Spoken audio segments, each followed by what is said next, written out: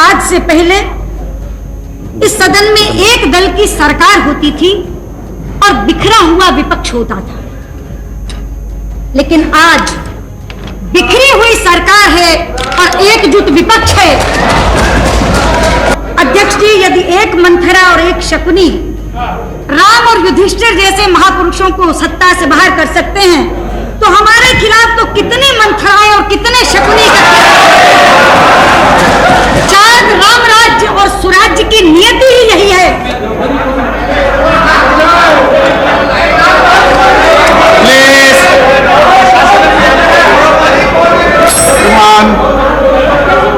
Don't make your speech so interesting.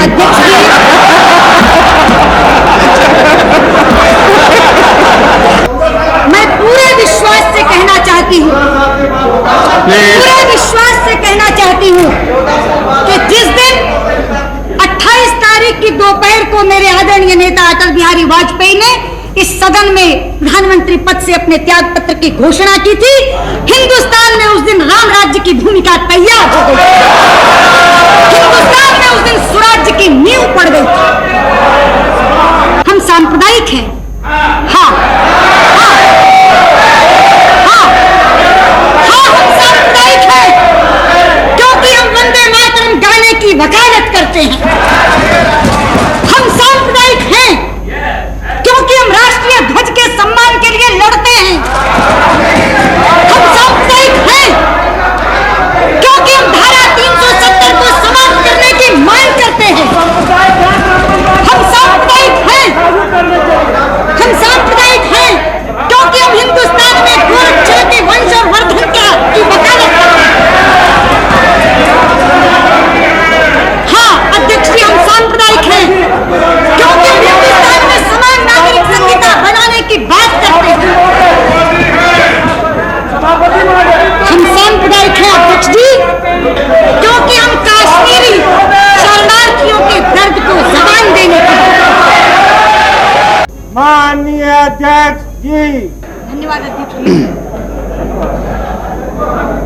अध्यक्ष जी, विश्वास मत पर जो चर्चा आज प्रधानमंत्री जी के बहुत संक्षिप्त भाषण से शुरू हुई, वो मेरे वरिष्ठ साथी आदरणीय जसवंत सिंह जी के धारदार तर्कों से आगे बढ़ती हुई विभिन्न आयामों को छूती हुई मुझ तक पहुंची है। मैं विश्वास मत का विरोध करने के लिए खड़ी हुई हूं। हर वक्ता ने चर्चा की शुरुआत जनादेश की व्याख्या करते हुए की। दो परस्पर विरोधी व्याख्याएं इस सदन में जनादेश की रखी गई हैं। सत्ता पक्ष का कहना है कि यह जनादेश गठबंधन की सरकार के लिए था, कोएलिशन के लिए था। मेरी ओर से प्रश्न पूछा गया है कि क्या यह जनादेश कांग्रेस के साथ कोएलिशन के लिए था? ये प्रश्न अभी तक अनुत्तरित है। सबको मैं उम्मीद करूंगी कि कल प्रधानमंत्री जवाब देते हुए अपनी बात इससे शुरू करें कि क्या यह जनादेश कांग्रेस के साथ कोएलिशन के लिए था। अध्यक्ष जी, जनादेश की जो व्याख्या चाहें आप स्वीकार करें, लेकिन एक दृश्य जो इस सदन में उपस्थित हो रहा है उसकी अनदेखी आप नहीं कर सकते।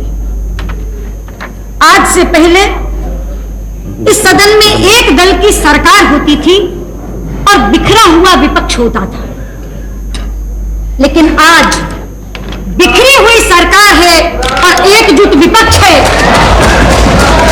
क्या ये दृश्य अपने आप में जनादेश की अवहेलना की खुली कहानी नहीं कह रहा? लेकिन अध्यक्ष जी, ये इतिहास में पहली बार नहीं हुआ जबकि राज्य का सही अधिकारी अपने राज्याधिकार से वंचित कर दिया गया। त्रेता में यही घटना राम के साथ घटी थी। राजतिलक करते करते वनवास दे दिया गया।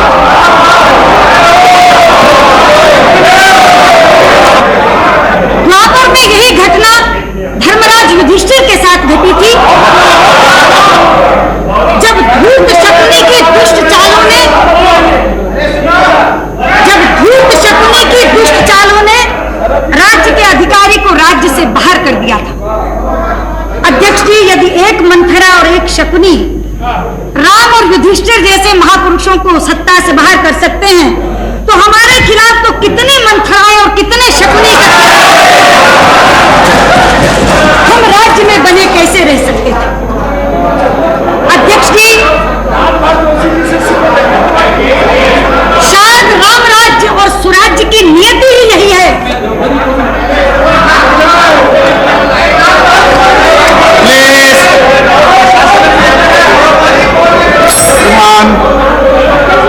Don't make your speech so interesting.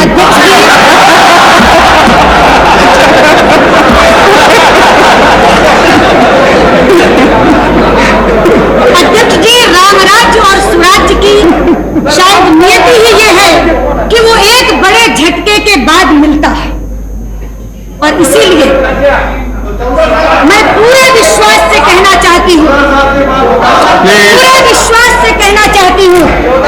कि जिस दिन 28 तारीख की दोपहर को मेरे आदरणीय नेता अटल बिहारी वाजपेयी ने इस सदन में प्रधानमंत्री पद से अपने त्याग पत्र की घोषणा की थी, हिंदुस्तान में उस दिन राम राज्य की भूमिका तैयार हो गई। हिंदुस्तान में उस दिन स्वराज्य की नींव पड़ गई।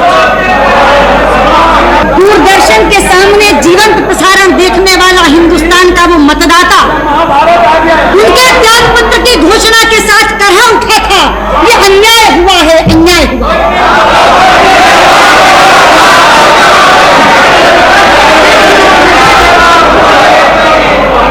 लेकिन अध्यक्ष जी, अन्यायी कभी ये स्वीकार नहीं करता कि वो अन्याय कर रहा है। अन्यायी तो अपने स्वार्थ को सिद्धांत का बाना पहनाकर इस तरह प्रस्तुत करता है जैसे सबसे बड़ा न्याय कर रहा है, और यही इस सदन में घटा। यही इस सदन में घटा। धर्मनिरपेक्षता का बाना पहनकर हम पर सांप्रदायिकता का आरोप लगाकर ये तमाम लोग एक साथ हो गए, एकजुट हो गए। कहा था मेरे नेता ने उस समय, धर्मनिरपेक्षता बनाम सांप्रदायिकता पर राष्ट्रीय बहस होनी चाहिए। चाहते हैं हम चाहते हैं कि इस देश के संविधान निर्माताओं ने धर्मनिरपेक्षता की क्या कल्पना की थी और इस देश के शासकों ने उसे किस स्वरूप में ढाल दिया, इस पर राष्ट्रीय बहस होनी चाहिए। अध्यक्ष जी, हम सांप्रदायिक हैं, हाँ, हम सांप्रदायिक हैं, क्योंकि हम वंदे मातरम गाने की वकालत करते हैं। हम सांप्रदायिक हैं क्योंकि हम राष्ट्रीय ध्वज के सम्मान के लिए लड़ते हैं। हम सांप्रदायिक हैं क्योंकि हम धारा 370 को समाप्त करने की मांग करते हैं। हम सांप्रदायिक हैं क्योंकि हम हिंदुस्तान में गोरख जाति वंश और वर्धन की वकालत करते हैं। हाँ अध्यक्ष जी, हम सांप्रदायिक हैं क्योंकि हम हिंदुस्तान में समान नागरिक संहिता बनाने की बात करते हैं। हम सांप्रदायिक हैं अध्यक्ष जी क्योंकि हम कश्मीरी शरणार्थियों के दर्द को जबान देने की। अध्यक्ष जी, ये सपना है, ये धर्मनिरपेक्ष है। दिल्ली की सड़कों पर 3000 सिखों का कत्लेआम करने वाले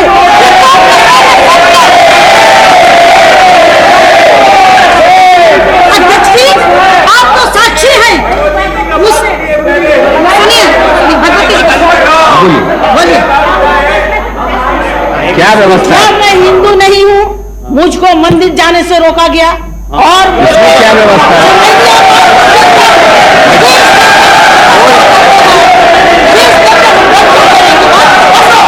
कोई व्यवस्था नहीं है,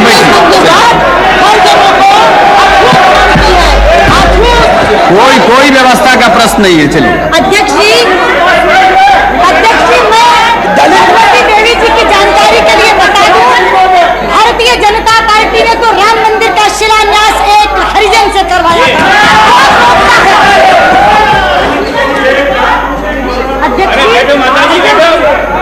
अध्यक्ष जी, मैं कह रही थी ये सेकुलर है, ये कांग्रेस जन।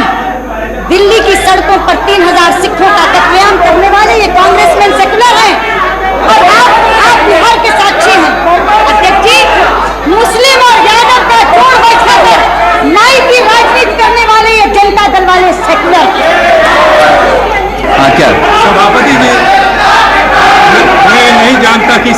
जितने अध्यक्ष काम कर रहे हैं, मैं केवल आपसे निवेदन कर रहा था कि कोई सदस्य अगर बोल रहा हो तो दूसरे सदस्यों को कम से कम हमारे जैसे लोगों को यह अनुमति देनी चाहिए कि उनकी बात हम सुन सकें।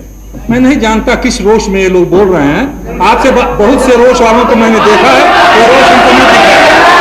इसलिए मैं तो सभापति जी को ये कह रहा था, जब सुषमा जी बोल रही हैं तो उनकी बात को सुनना चाहिए और जिनको उत्तर देना हो उनको उत्तर देना चाहिए। अध्यक्ष जी, मैं उनके सेकुलर क्रेडेंशियल्स का जिक्र कर रही थी। अध्यक्ष जी, अपने वोट बैंक को खुश करने के लिए निर्दोष राम भक्तों पर गोलियों से भूनने वाले ये सपा वाले सेकुलर हैं। चकमा शरणार्थियों को भगाने वाले और घुसपैठियों को बचाने की वकालत करने वाले ये वामपंथी सेकुलर हैं। सच्चाई तो यह है अध्यक्ष जी कि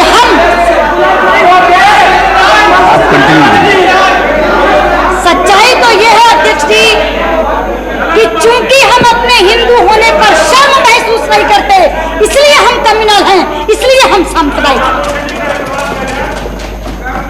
और इस देश में जब तक आप अपने हिंदू होने पर शर्मिंदगी महसूस नहीं करते, आपको इन तथाकथित बुद्धिजीवियों से सेकुलर होने का सर्टिफिकेट नहीं मिल सकता।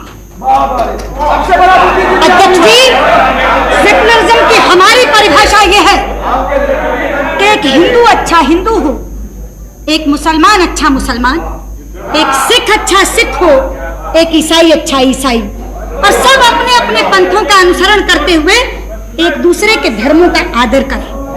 ये हमारी परिभाषा है। लेकिन इनका सेकुलरिज्म हिंदू को गाली देने से शुरू होता है, और अगर आप उस गाली देने के कार्यक्रम में शिरकत नहीं करते तो आप सेकुलर हो ही नहीं सकते। और मैं कहना चाहती हूं, सरकार या ना सरकार, हमें सेकुलरिज्म की ये परिभाषा मान्य नहीं है। अध्यक्ष जी, आज से पहले तो केवल हिंदुत्व पर प्रश्न चिन्ह लगाया जाता था, हिंदुत्व शब्द के हमसे मायने पूछे जाते थे। लेकिन पिछले विश्वास मत पर चर्चा सुनते सुनते मेरी आंखें डबडबा गई जब इस सदन में भारतीयता शब्द पर भी प्रश्न चिन्ह लगा। आज से पहले तो कहते थे इंडियन नेशनलिटी की बात कर सकते हो, लेकिन इसी सदन में चर्चा के दौरान कहा गया, मैं तो बहुत कद्र करती हूँ मुरासली मारन जी के, लेकिन उन्होंने कहा we are different, we are different. आप कौन सी संस्कृति की बात कर रहे हैं? ये भारत, भारतीयता क्या होती है? मुझे था शायद इनमें से कोई बोलेगा। एक उम्मीद चंद्रशेखर जी से जरूर थी, पता नहीं क्यों कौरवों की सभा के भीष्म पितामह की तरह आप भी मौन साधे रहे।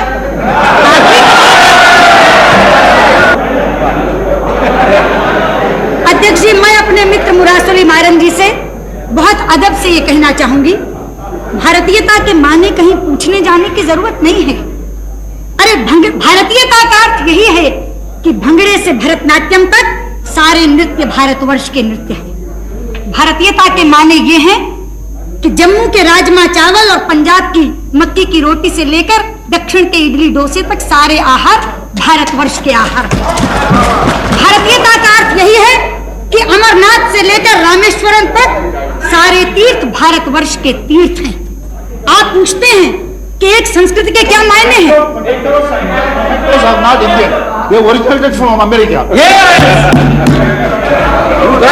अध्यक्ष जी, एक संस्कृति के मायने यही हैं कि शिव का भक्त अमरनाथ का जल लेकर रामेश्वरम के पैर पखारता है। यह एक संस्कृति के कारण हुआ है कि पश्चिम बंगाल में जन्मे हुए एनसी चटर्जी अपने बेटे का नाम सोमनाथ रखते हैं। यही है एक संस्कृति,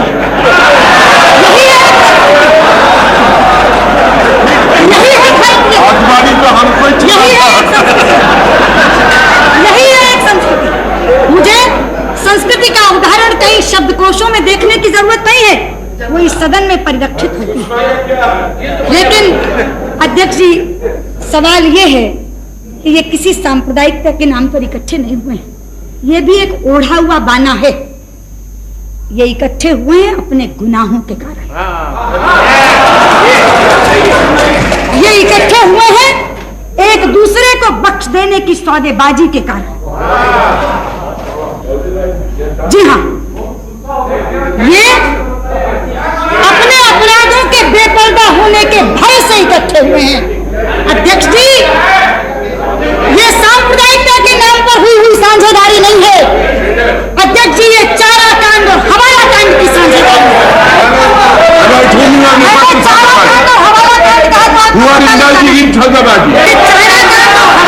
की साझेदारी है तो सोमनाथ जी को उठना ही नहीं चाहिए, इशारा समझना चाहिए मैं किसकी साझेदारी की तरफ जिक्र कर रही हूँ। अध्यक्ष जी, ऐसे ही नहीं हुआ कि कॉमन मिनिमम प्रोग्राम में एक शब्द करप्शन के पेंडिंग केसेस के बारे में नहीं है, ये ऐसे ही हो गया। आखिर 4 लोग बैठे, सारी चीजों पर चर्चा हुई, लेकिन पूरे प्रोग्राम में से बोफोर्स गायब है, सेंट किट्स गायब है, जेएमएम गायब है, शुगर स्कैंडल गायब है, पीएसयू डिसइन्वेस्टमेंट स्कैम गायब है। अरे जिनका ढिंडोरा पीट के चुनाव में गए थे, Narasimha Rao epitome of corruption की चार्जशीट निकालकर चुनाव में गए थे, आज उसके ऊपर एक शब्द भी नहीं। और यूरिया स्कैम के ऊपर कहते हैं प्रधानमंत्री, law will take its own course, कोई बचेगा नहीं। केवल मुक्के मारकर कह देने से ये नहीं होगा अध्यक्ष जी, आचरण क्या बोलता है ये देखने वाला है। आज भी यूरिया स्कैम में अफसर पकड़े गए हैं, लेकिन दोनों के रिश्तेदार अभी नहीं पकड़े गए। 5 दिन का समय दिया गया, आखिर क्यों? इसलिए मैं कहती हूँ ये साझेदारी सांप्रदायिकता के नाम पर नहीं हुई है, ये साझेदारी एक दूसरे को माफ करने के सिद्धांत के नाम पर की गई साझेदारी। अध्यक्ष जी, ये कहते हैं, रामविलास पासवान कहते हैं ये सरकार चलेगी। आज यहाँ कहा जाता है ये सरकार चलेगी नहीं, दौड़ेगी, 5 साल तक रहेगी।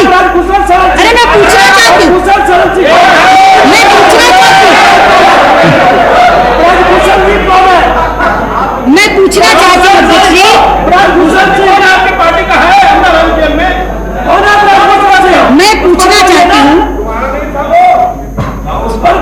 मेरे नेता ने तो नहीं कहा, बयान तो पहला बीजू पटनायक का आया, पहला बयान, this government will not last.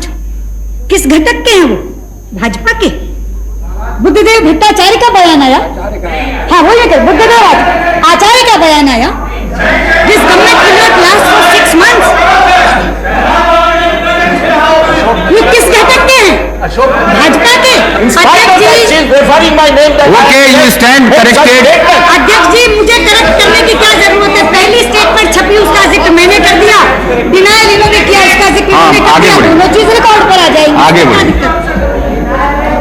Narasimha Rao ji के हवाले से कहा गया कि चुनाव के लिए 7 महीने से 1 साल के बीच में तैयार रहना चाहिए। ये बयान भाजपा की तरफ से तो नहीं आया। इतने अंतर विरोधों के साथ जो सरकार चल रही है, क्या सांझ है नारायण दत्त तिवारी और मुलायम सिंह यादव में? मैं पूछना चाहती हूँ, क्या सांझ है? आ गए बीजू पटनायक जी, क्या सांझ है आदरणीय बीजू पटनायक जी आप में और जेबी पटनायक में? इधर एड्रेस करिए आपने। अध्यक्ष जी, सुषमा जी आप इधर एड्रेस करिए। चारे और खाद के अलावा क्या सांझ है राम लखन सिंह यादव और लालू यादव में? क्या सांझ है ममता बनर्जी और सोमनाथ चटर्जी में? मैं पूछना चाहती हूँ, उत्तराखंडी महिलाओं के सम्मान का सौदा करके नारायण दत्त तिवारी मुलायम सिंह की बगल में क्यों बैठे? तमिलनाडु के हितों की अनदेखी करके करुणानिधि ने देवे गौड़ा को नेता क्यों स्वीकार किया?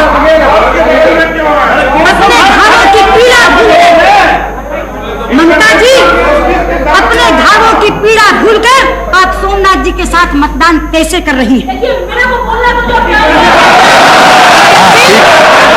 ठीक है। ममता जी, आपको बोलना है, इसके लिए एडवांस नोटिस देने की कोई जरूरत नहीं है, उनको बोल लेने दीजिए। ठीक है, आपका नाम आपकी पार्टी से आएगा तो बोल लीजिएगा, उनको बोल लेने दीजिए। मैं बताना चाहती हूँ अध्यक्ष जी, मैं नाम क्यों ले रही हूँ? मुझे वो दृश्य जिसका तस याद है, मेरी आंखों में बसा हुआ है।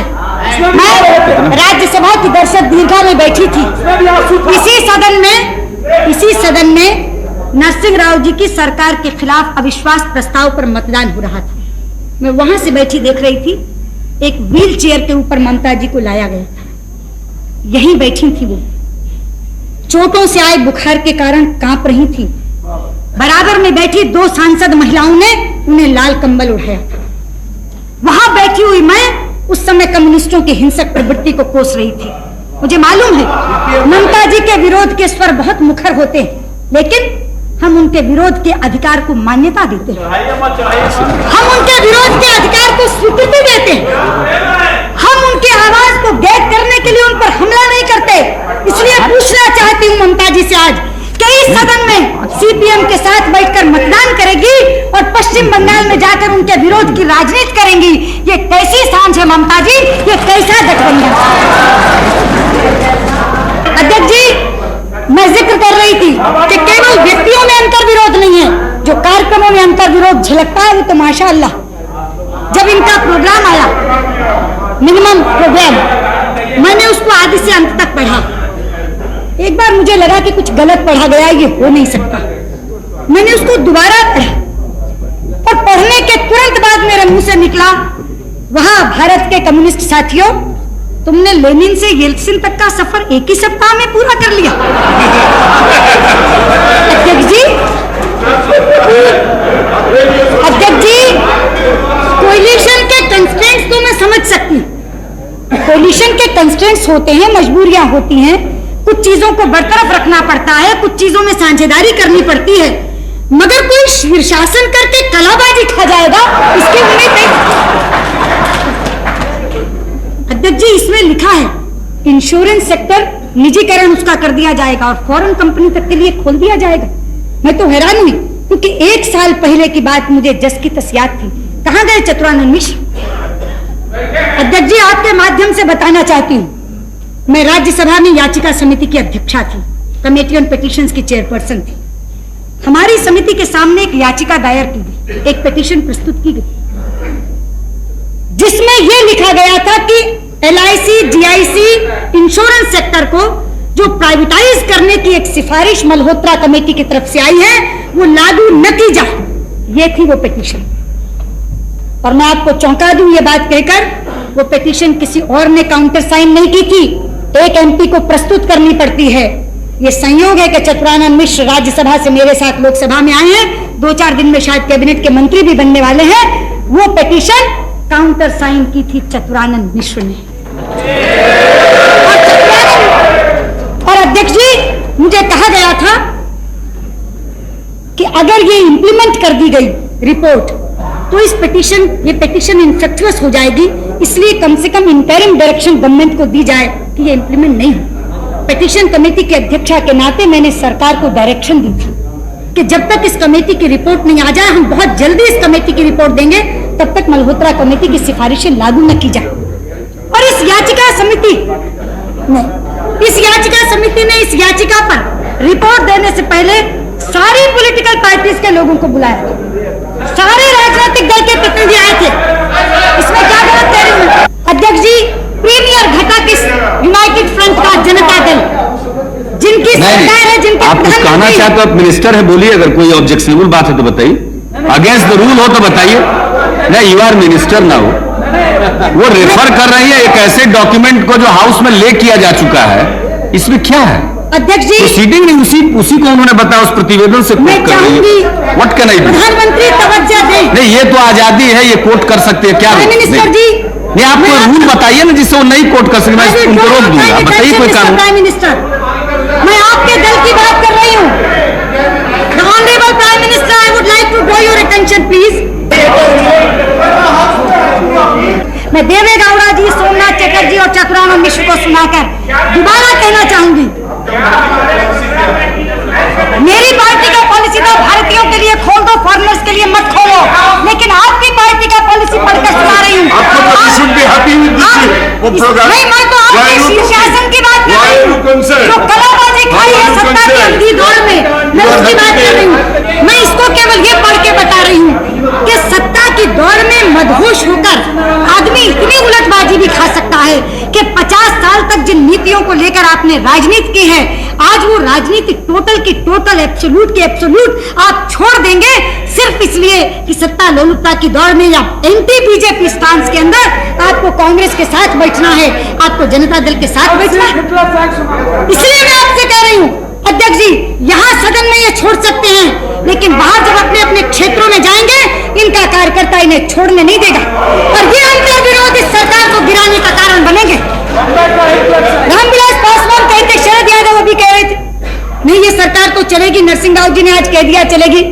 अरे भाई नरसिंह राव तो मौन साधे बैठे हैं, भूमिका निभा रहे हैं ये, और ये शरद पवार की भूमिका नहीं निभा रहे, ये ललिता पवार की भूमिका निभा रहे। मैं भाई शरद यादव से कहना चाहूंगा, Lalita Pawar, What is unacceptable? If it is her experience about him, why to be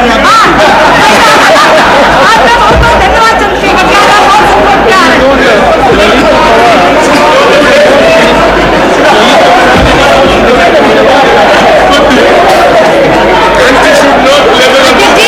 अब आप कंक्लूड करिए। मैं इसलिए भाई शरद यादव से कहना चाहूंगी कि ये प्रयोग नया नहीं है। मैं भाई शरद यादव से केवल इतना कह रही थी ये प्रयोग नया नहीं है, ये प्रयोग आपके गुरु राजनारायण जी पहले कर चुके हैं। 20 दिन के अंदर कांग्रेस ने समर्थन वापस लिया था और मेरे आदरणीय नेता चंद्रशेखर जी बैठे 4 महीने के अंदर इनसे समर्थन वापस लिया था। आप किस आधार पर विश्वास कर रहे हैं? किस आधार? आपके विश्वास का कोई आधार होना चाहिए। इतिहास से भी कुछ नहीं सीखा। और मैं कांग्रेस की बात क्या करूं? मैं कांग्रेस की बात क्या करूं? मैं तो भाई शरद यादव से ही पूछूंगी तो भैया अपने समाजवादियों का इतिहास भी तो है। अभी कह रहे थे शरद यादव, डॉक्टर लोहिया यहाँ पर थे, डॉक्टर लोहिया थे, समाजवादियों के पास तो डॉक्टर लोहिया की 2 रेडीमेड उक्तियां सरकार बनाने और सरकार गिराने के लिए हर समय मौजूद हैं। पहली, डॉक्टर लोहिया ने कहा था कांग्रेस को हराने के लिए शैतान से भी हाथ मिलाना चाहिए, और दूसरी कहे थे डॉक्टर साहब सुधरो या टूटो। तो अध्यक्ष जी अब तो कांग्रेस की जगह भाजपा को फ्रेम में रखकर शैतान से हाथ मिलाने की वकालत कर रहे हैं शरद जी।